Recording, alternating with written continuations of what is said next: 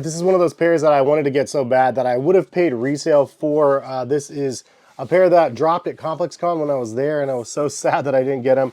But it's crazy how things work out. Shout out to my buddy Paul, who actually I went to ComplexCon with. He was the one that actually secured this pair for me from, I believe, Undefeated in Las Vegas. So full circle moment.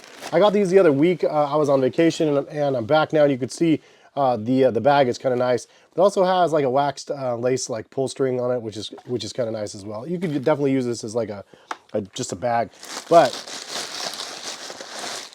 the packaging is kind of crazy. There's lots and lots of stuff. There's actually a sticker on the paper that says the Jack graphic will wear off with use over time. Crazy amount of paper here, but here are both of the shoes, and then also it comes with 3 extra sets of laces. I always love it when they do that. Now the retail on these were $200, and they did sort of change the name, which is very interesting.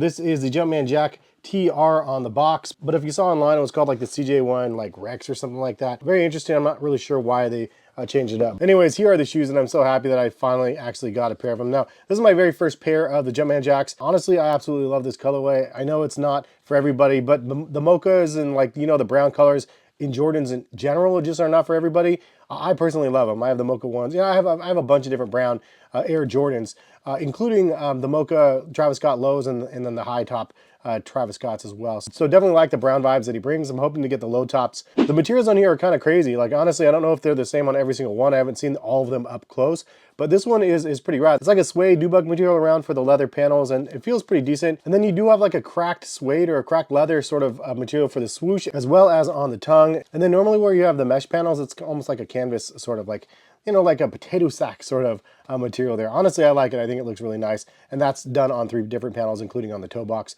I also like the integration of the seam on the toe box. It's not just stitched on over top. In some sections it is, but on the toe box area specifically, it's kind of understitched or whatever. I don't know the technical term of it, but it looks really cool and it looks very clean. The way they integrated that, I like that. The liner is done kind of more of a retro sort of vibe there as well. And then you do have the Cactus Jack branding. You have the face on the back that is embroidered on, and then on the bottom of the outsole you also have Jack in white and then black on the outsole itself, which has a lot of different texture to the bottom. It looks like it's kind of regrinded almost and put on. I like the idea of that as well. I don't know necessarily the thought process for that, but it looks really cool. On the strap, you do have some writing here. I don't know what it means, but it is embroidered on over top. And I do like that it has a cross strap on the bottom of the shoe. Kind of reminds you of like the old runners and whatnot from back in the day. You have the reverse swoosh on the outside of the shoe, but then a smaller like regular swoosh on the inside as well. Similar to what we've seen on a lot of the other Travis Scott models. But this colorway specifically, I really liked.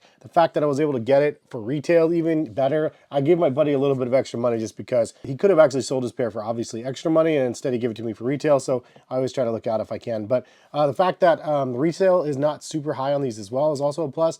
I saw them around the $315 or so range right now. I bet they're going to go down a little bit more though with the next brown Air Jordan 1 low that's going to be releasing, because I feel like people would rather probably have that model than this one, since this is not like a classic model. It's like it's their own model that they created, which is an interesting move. Like I'm wondering if Nike and Jordan brand is actually going to take this model and then just make it a base model, similar to what we've seen with the Jordan 4s that they did for the the Bike Airs and stuff. Like those ones had its own special Nigel release. I wonder if they're going to just go ahead and take these and make them into trainers or something.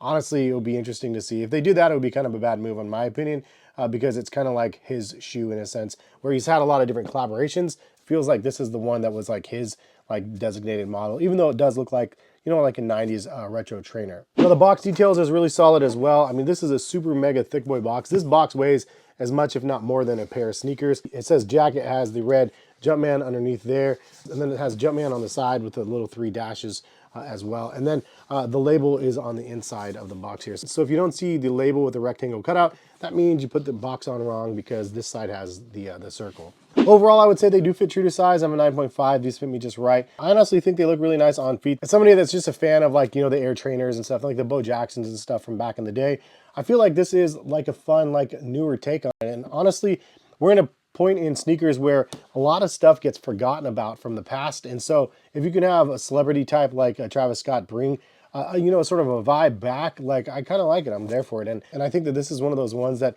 can shed light on like a bigger picture from what Nike has in their archives, because they have so much that is somewhat similar to these that I think that would be something that they can work with. Like, I'm thinking even from the basketball side of things, you have the Air Raids that have the cross straps. For those that don't know, those were the off-court outside concrete sneakers that Nike released for the hard tops. Kind of a fun one. I really liked those back in the day as well. What do you guys think about the Jumpman Jacks? I think these are dope. I'm happy. Thank you again, Paul, for hooking me up and giving me the assist on these. I think it's a solid looking colorway. I think they look excellent on feet. Appreciate y'all for stopping by and watching. Hope you guys enjoyed it. If you guys are new to the channel, subscribe. If you guys have been here for a long time, much appreciated. Thank you guys, everybody, for the constant support through the years. Much appreciated. And hopefully we'll see you guys back for some more sneaker content soon. All right, peace, guys.